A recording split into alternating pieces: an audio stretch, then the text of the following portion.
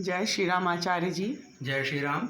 आपसे हम एक सवाल करना चाहते हैं कि आप ये बताइए कि आज जो ये कोरोना वायरस जैसी महामारी फैली हुई है, हाँ, ये क्यों फैल रही है और इसका क्या आपके शास्त्र के अनुसार या ज्योतिष के अनुसार इसका उपाय है और ये कब तक रहेगी? क्या इस बात का आप हमें कुछ जवाब दे सकते हैं?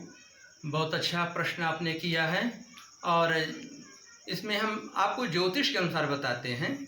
तो एक राशो यदा यान्तो चत्वारो वा पंचवा ग्रहा, तो इसका तात्पर्य कि जब एक राशि में 3 या 4 या 5 ग्रह इकट्ठे हो जाते हैं तो वहाँ पर एक बहुत बड़ा संक्रमण होता है और उसके माध्यम से पृथ्वी पर अनेक प्रकार के उपद्रव उत्पन्न हो जाते हैं। उनके रूप अलग अलग होते हैं, लेकिन इस बार कुछ अलग रूप हो गया है जो अदृश्य है। अदृश्य के माध्यम से बहुत हमारा नुकसान कर चुका है और आगे भी करेगा।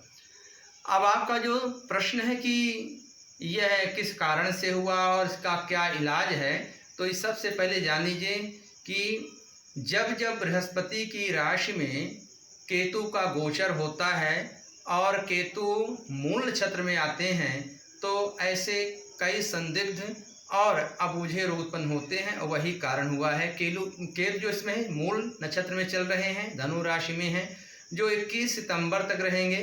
तो इसके कारण यह बात निस्संदेह कही जा सकती है कि सितंबर के पहले यह बीमारी रुकने का नाम तो नहीं लेगी। वहाँ से जब इनका राशि परिवर्तन होगा, राहु वृष राशि में चले जाएंगे, केतु वृश्चिक में चले जाएंगे, तब ये कहा जा सकता है कि इस बीमारी में ठहराव आएगा और वहाँ से इसका कोई न कोई इलाज मिल जाएगा और ये थोड़ा वहाँ से कम होना। इस हिसाब से हम ये कह सकते हैं, जब बृहस्पति और शनि इन दोनों का भी समय राशि योग चल रहा, दोनों एक ही राशि में बैठे हुए हैं, ये भी अपने आप में बड़ा दुर्भाग्य का सूचक है, क्योंकि बृहस्पति अपनी नीच राशि में है, शनि तो अपने स्वराशि में है, इसलिए शनि के हिसाब से अच्छा है। इसीलिए हमारे यहाँ लोग ठीक हो रहे हैं, वो शनि के स्वराशि का प्रभाव है। लेकिन जब तक ये दोनों छाया ग्रह अर्थात राहु केतु भारत की लग्न कुंडली में रहेंगे तो तब तक यह दुष्प्रभाव हमारे देश में बना रहेगा।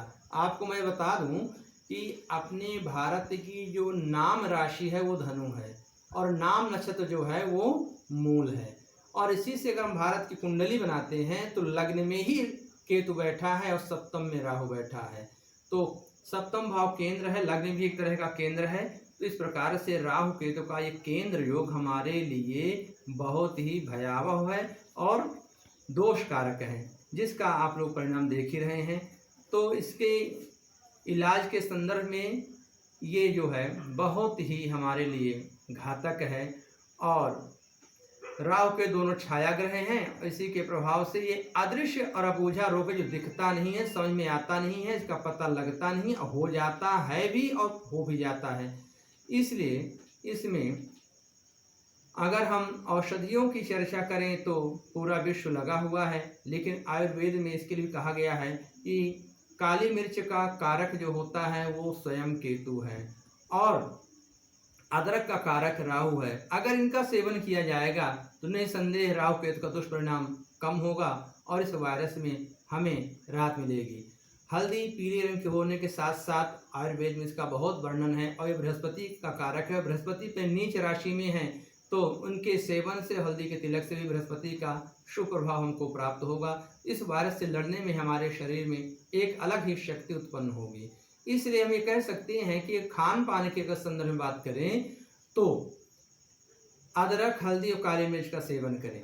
अगर पूजा पाठ मंत्र के हिसाब से बात करें तो मार्कंडेय पुराण के दुर्गा सप्तशती में जो दुर्गा कवच है उसमें एक बहुत ही सुंदर मंत्र जो विश्वविख्यात भी है, कोई ऐसा नहीं कि पहली बार किसी के ये सामने आ रहा है। ओम जयंती मंगला काली भद्रकाली कपालिनी दुर्गा क्षमा शिवा धात्री स्वाहा स्वधा नमस्ते, यह महामारी नाशक मंत्र है। जब रक्त बीज जैसे अदृश्य दानव रक्त की बूंद गिर जाने से उत्पन्न हो जाते थे तो इस मंत्र के प्रभाव से उनका संहार हो गया, तो इस वायरस का भी रोकथाम हो सकेगा। ऐसे आशा विश्वास इसका भी जाप कर सकते हैं। और दूसरी औषधि जो हमें रसराज तरंगणी और माधव निदान और शालिग्राम निगंध भूषण जैसे ग्रंथों में जिसको अमृता गिलो गुरुच कहते हैं, इसका काढ़ा पिएं या हवन करें। तो इसके धुएं में ही बहुत वायरस को नाश करने की शक्ति होती है। तो आप गिलोय, अमरवेल और दूर्वा को लेकर के ओम ह्रौम जूं सह इस मंत्र को पढ़ते हुए और इस औषधि को दूध में या शहद में अथवा घी में डुबो करके उसको हवन करें। निसंदेह इससे आपको आरोग्यता प्राप्त होगी।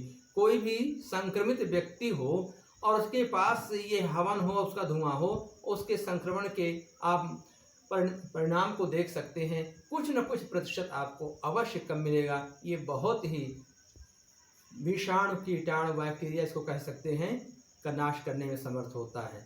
तो आप लोग अपने घरों में रहते हुए इस महामंत्र का जाप करें और इस मंत्र के माध्यम से आप इसका हवन करें।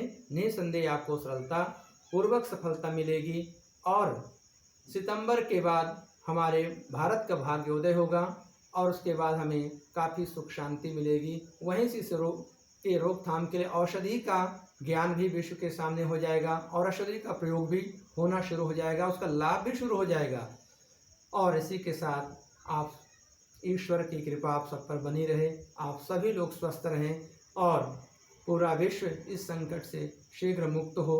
और अंत में कहते हैं, शरणागत दीनार्थ परित्राण परायणे सर्वस्यार्थ हरे देवी नारायणी नमस्ते। इन मंत्रों को आप अपने घरों में, ऐसे आजकल तो बहुत सारे इलेक्ट्रॉनिक माध्यम हो गए हैं जो लगातार चलते रहेंगे तो उससे भी लाभ मिलेगा और महामृत्युंजय का भी प्रयोग कर सकते हैं जो सर्वविदित है। तब तक के लिए आप लोग अपना ख्याल रखते हुए और माँ की शरण में जाएं और इस मंत्र का जाप करें।